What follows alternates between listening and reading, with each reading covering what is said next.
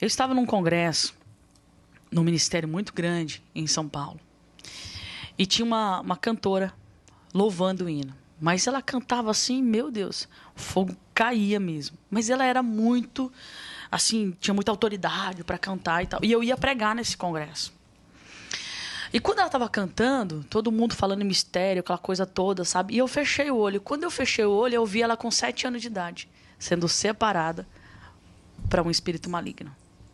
Quando eu abri o olho, eu olhei ela cantando e o Senhor falou comigo: todas as vezes que ela está dando um salto no ministério dela, esse espírito maligno vem e puxa ela para desonra.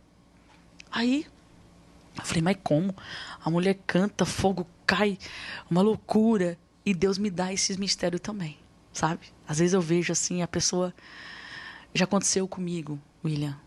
Só que quando é assim, eu tenho muito cuidado de ver assim a pessoa ou cantando ou pregando absurdamente e eu ver assim, cheirando cocaína. E Deus me mostra. Entende? Já aconteceu isso. Entendo muito. Aí ela pegou, quando ela desceu assim do altar, aí eu falei: Deus, se for para eu entregar para ela essa revelação, ela vai me convidar para comer, para alguma coisa, né? E daí o marido dela terminou o culto, e ela era a cantora da convenção. Quando reunia as convenções, ela que cantava, tá? O marido dela pegou e falou bem assim para mim: missionária, vamos comer alguma coisa? Quando ele falou isso, me doeu a espinha. Eu falei: não acredito, Deus.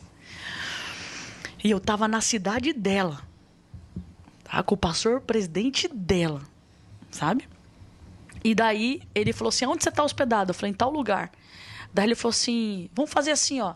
Hoje nós vamos comer num lugar ali, mas outro dia eu vou fazer na minha casa uma comida bem... Eu falei: misericórdia. Aí a gente foi comer nesse lugar e tal. E daí ela veio muito querida, muito educada, conversando comigo. Você olhava para ela, William, você não dizia que tinha alguma coisa oculta. E eu olhava para ela e Deus me mostrava o espírito na vida dela. Aí, passou alguns dias, o marido dela me levou na casa dela para comer. Eu fiquei ali naquela cidade, ali, acho que uns 20 dias naquela cidade, só pregando no campo. Ou mais. Aí eu fui na casa dela, e daí ela pegou e falou assim, eu falei: Deus, eu preciso de um sinal. Que se o senhor não me der um sinal, como é que eu vou mexer nesse negócio e depois eu vou embora? Como é que fica esse negócio? Só que antes de eu sair de Foz do Iguaçu, lembra do pastor Juliano? Lembro. O pastor Juliano me entregou uma palavra. Ele falou assim: faz assim com as suas mãos, missionário. Eu fiz: está descendo uma unção de libertação na tua mão para algo lá na cidade onde você vai. E daí eu falei isso com Deus. Falei: Deus, se o mistério está comigo na vida dessa mulher, eu preciso de um sinal, porque se eu mexer aqui depois ir embora, essa mulher vai morrer. Porque é assim que acontece com os espíritos. Quando você mexe e não termina, eles matam as pessoas. Aí, cheguei, ela pegou e me chamou para conversar no quarto dela. E daí ela pegou, olhou dentro do meu olho, ela falou assim: eu sei que você tem algo de Deus para me passar. Pode me passar. Aí eu falei para ela assim: quem é que te falou? Daí ela parou assim, olhou dentro do meu olho assim. Ela falou: foi Deus. Eu falei: então se foi Deus, você entende que foi Deus? Ela falou: sim. Então eu preciso te falar algo. Você com 7 anos de idade, você foi separada para um espírito maligno assim, assim, assim. E todas as vezes que você vai deslanchar, esse espírito maligno, ele te derruba no adultério. E agora Deus me mostra, sabe aquele pastor, o presidente, assim, assim? A rapaz dela fez assim, ó. Deus mostrou vocês deitados numa cama nua. Aí ela começou a chorar, William. Chorar. E ela abriu a boca e falou bem assim para mim: gravei 2 músicas e fez sucesso. A minha agenda não para. E depois que eu gravei essas 2 músicas, o pastor da época, o pastor presidente da época, se apaixonou por ela de um jeito. E ela caiu com ele. Aí ela falou assim para mim assim: você precisa me prometer que você não vai contar pro meu marido. Eu falei: claro que não. Eu só quero te ajudar. Aí ela me falou bem assim: esses espíritos não me deixam em paz com meu marido.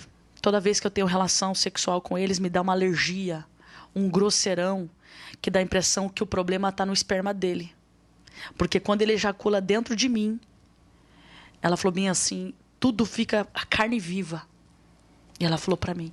E a gente fica até um mês. E quando eu tô no adultério, isso não acontece. Olha só.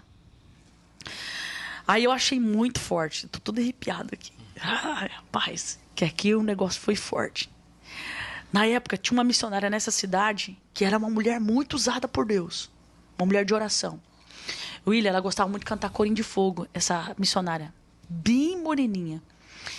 Só que ela não tinha afinação nenhuma. Sabe aquela coisa desafinava? Mas quando ela cantava, os espíritos malignos se manifestavam.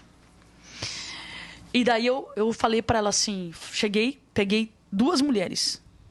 E falei assim, olha, eu vou fazer um trabalho de libertação com uma irmã assim, eu preciso da ajuda de vocês, eu não posso sozinha. Ela falou, tamo junto. Aí nós fomos na casa dessa cantora. O marido dela todo me desdenhando, sabe? Não acreditando, tal. A gente não contou tudo que, né? E nem para essas mulheres também não sabia. Era só eu e ela que sabia.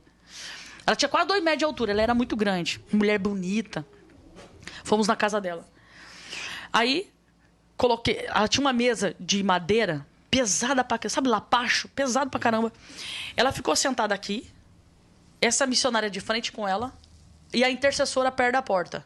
E o marido dessa mulher perto da pia. E eu tava atrás dela. E eu comecei a falar pra ela assim, fulana, tudo que eu falar você repete. Eu falei, missionária, pega na mão dela. E vamos guerrear. Ela foi falando, foi falando. Quando chegou aos 7 anos de idade, ela fez isso aqui, ó.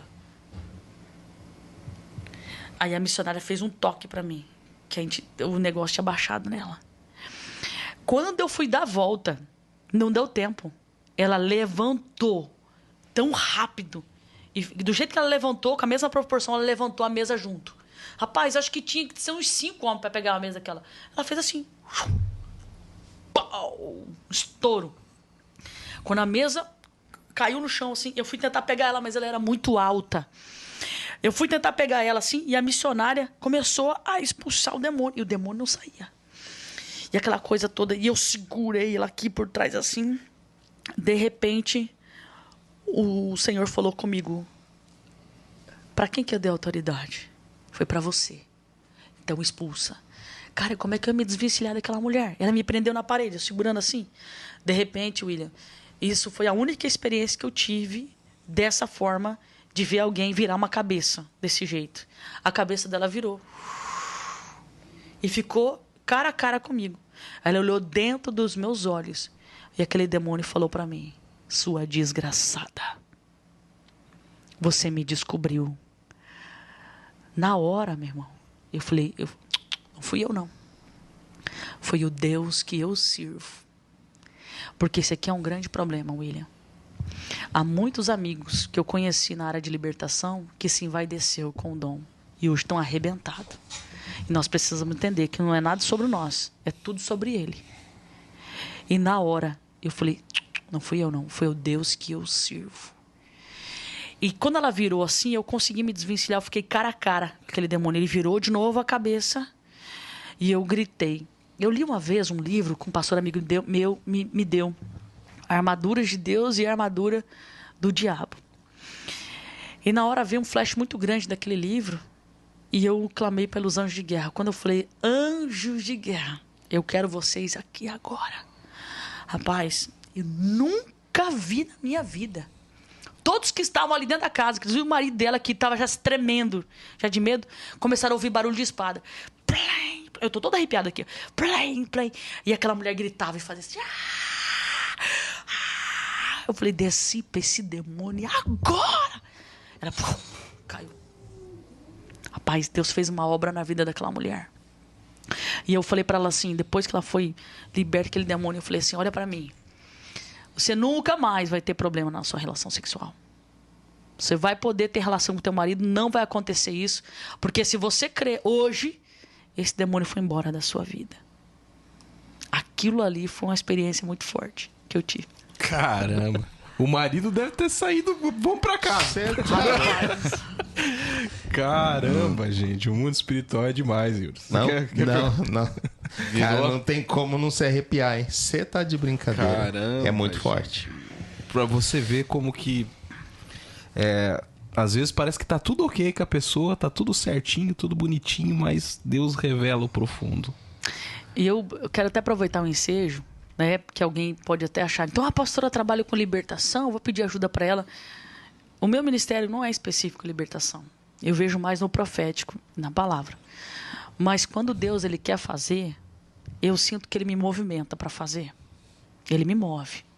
Mas eles são de formas específicas, né? Não que eu trabalhe especificamente com libertação. Eu admiro quem tem esse ministério, esse chamado, que eu acho fantástico.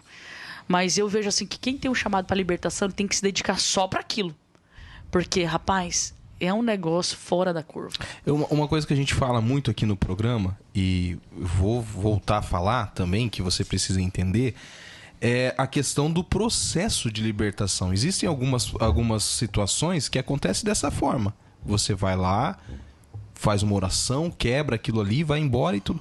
Mas a grande maioria é um processo de libertação. Lembra da história que a pastora contou no começo sobre o menino, que inclusive veio a óbito? Era um processo de libertação. Não adiantava chegar lá e falar, olha, sai e vai embora. Então, assim, o que as pessoas precisam entender é isso. Às vezes vem alguém aqui, conta uma experiência e daí enche lá a caixa de mensagem. Ora por mim. Onde você mora? Eu moro aqui na Pensilvânia. E não é assim que funciona, né, Renê? Tem pessoas, William, que para você trabalhar com libertação com ela precisa de medicação. Olha aí. Ela precisa de acompanhamento psiquiátrico, para você ter uma ideia. Tem pessoas que estão num nível tão forte de loucura já, de alucinação. Se você for fazer um trabalho com ela, é chover no molhado. Entende? Então precisa de um acompanhamento também psiquiátrico para você conseguir fazer um trabalho, para você fazer um acompanhamento, para que tenha resultado. Né? Porque não é fácil.